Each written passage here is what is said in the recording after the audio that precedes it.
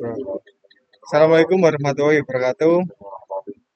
Perkenalkan, nama saya Ahmad Azhar Firul Amin dengan NIM 3012410061 dan ini rekan saya Stefano Adi Nugroho dengan NIM 3012410047. Di sini kami ingin mempresentasikan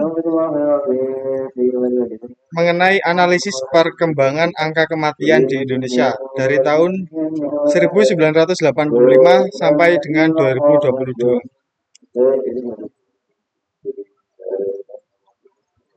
Oke, untuk yang pertama ada latar belakang. Untuk latar belakangnya sendiri, angka kematian atau death rate merupakan indikator yang sangat penting dalam menggambarkan kondisi kesehatan dan kesejahteraan suatu negara. Tingkat kematian yang tinggi seringkali mencerminkan keterbatasan dalam layanan kesehatan, mulai dari gizi yang buruk serta kurangnya edukasi kesehatan di masyarakat. Namun sebaliknya, jika penurunan angka kematian menandakan perbaikan di Indonesia, di berbagai aspek termasuk pelayanan kesehatan dan kesadaran hidup sehat. Sebagai negara yang berkembang, Indonesia menghadapi banyak tantangan kesehatan. Namun dalam beberapa dekade terakhir ini terlihat kemajuan seperti meningkatnya akses layanan medis, penanganan penyakit yang lebih baik serta pola hidup masyarakat yang lebih sehat. Namun semua ini diharapkan tercermin dalam tren penurunan angka kematian dari tahun ke tahun. Kemudian yang selanjutnya ada rumusan masalah.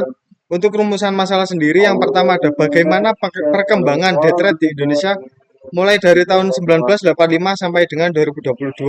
Kemudian yang kedua, apakah terdapat tren penurunan data yang sangat signifikan? Selanjutnya ada tujuan penelitian. Yang pertama tujuannya yaitu ada menganalisis data angka kematian di Indonesia mulai dari tahun 1985 sampai dengan 2022. Yang selanjutnya ada mengetahui tren dan pola perkembangan death rate jangka panjang. Yang ketiga ada menggunakan statistik deskriptif dan regresi linear. Yang terakhir ada menyajikan grafik tren untuk memperjelas hasil. Selanjutnya ada metode penelitian.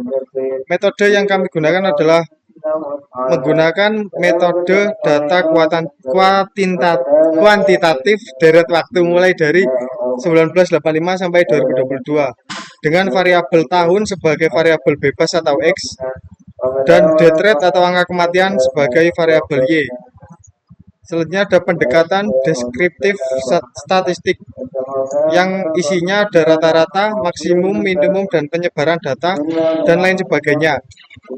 Selanjutnya juga ada visualisasi data menggunakan grafik-grafik tren seperti histogram, poligon, dan yang lainnya. Melihat dari waktu ke waktu. Baik, sekarang perhitungan data tunggal.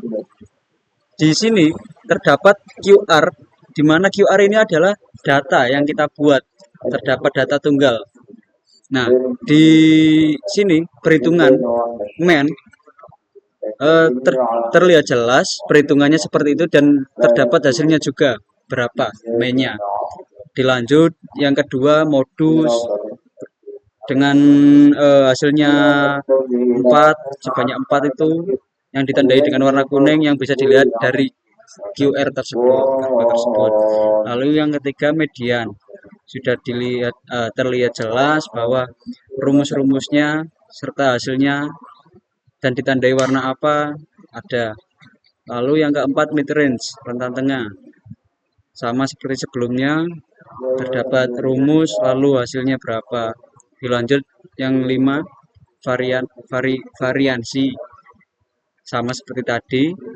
Yang keenam juga standar deviasi. Lalu yang bawahnya ini adalah hasil dari perhitungan kita rangkum menjadi tabel seperti ini. Lanjut. Nah, di sini adalah validasi data. Apa sih validasi data di sini? Nah, ini adalah tampilan dalam bentuk beberapa bentuk kayak seperti histogram, diagram batang, OGIF, polygon, pie chart. Ini yang data tunggal. Lalu di sini data kelompok. Di sini terdapat scan barcode QR buat melihat data kelompok yang kita kerjakan. Di kirinya ada perhitungan dan hasilnya seperti data tunggal tadi, dan hasilnya diperlihatkan dengan jelas di sini.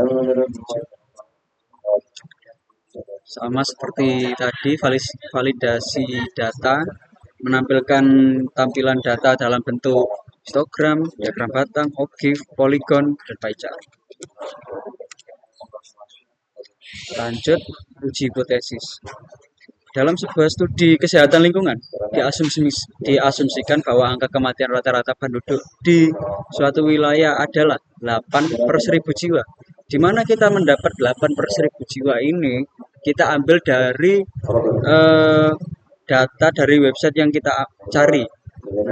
Penelitian dilakukan untuk menguji apakah rata-rata angka kematian dari sampel lebih rendah dari nilai tersebut. Berdasarkan hal tersebut, dilakukan uji hipotesis untuk mengetahui apakah data mendukung klaim tersebut. Di sini hipotesis. Hipotesis 0, rata-rata angka kematian lebih dari atau sama dengan 8 per 1000 jiwa. Kita membuat dua. Di bawahnya itu hipotesis alternatif. Nah, dua ini sama dua ini. Yaitu rata-rata angka kematian kurang dari 8 per 1000 jiwa. Hipotesis ini menunjukkan bahwa kita ingin menguji apakah terdapat penurunan signifikan dalam angka kematian dari nilai standar 8 per 1000 jiwa. Di bawahnya, ini adalah data kita yang kita cari-cari sebelumnya, yang tadi juga ada untuk perhitungan selanjutnya. Lanjut, nilai kritis.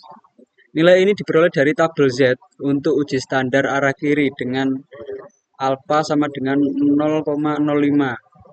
Yang bawahnya nilai uji statistik. Nilai Z hitung sebesar min 1686 menunjukkan seberapa jauh nilai rata-rata sampel berada di bawah nilai hipotesis 0 dalam satuan standar deviasi. Nah, yang bawahnya keputusan hasilnya. Keputusannya adalah tolak hipotesis 0 karena lebih kecil uji statistik lebih kecil daripada nilai kritis, maka hasilnya tolak hipotesis 0. Lanjut. Uji hipotesis ini menunjukkan data kurva dari sebelumnya. Uji hipotesis ini bisa dilihat dengan jelas hasilnya bagaimana, kurvanya bagaimana.